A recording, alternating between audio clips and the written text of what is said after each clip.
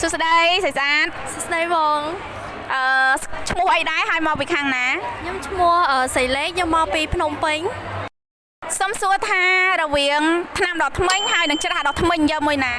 ថ្នាំដុសធ្មេញបងថ្នាំដុសធ្មេញហើយនិងសាប៊ូកក់សក់ថ្នាំដុសធ្មេញ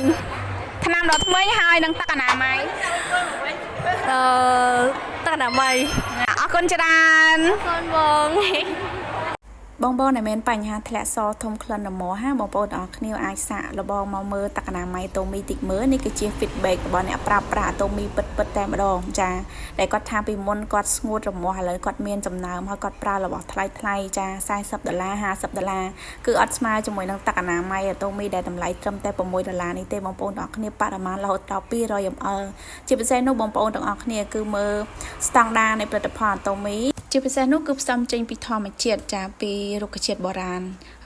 ប្រើប្រាស់ប្រចាំថ្ងៃគឺពុំមានផលប៉ះពាល់ទេជាពិសេសគឺប្រើបានគ្រប់វ័យតែម្ដងហើយជាប្រភេទចាអនាម័យមួយដែលមានទូនទីទៅលើព្យាបាលអ្នកដែលមានបញ្ហាលាសម្រាប់ពុកម៉ែបងប្អូនដែលចង់សាកល្បងឬក៏ចង់ប្រើអាចសាកតាក់ទងមកកាន់នាងខ្ញុំបានចាយើងជួយបញ្ជាទិញពីក្នុង website របស់ក្រុមហ៊ុននៅក្នុងតម្លៃដើមចារាយក៏បានដុំក៏បានអរគុណ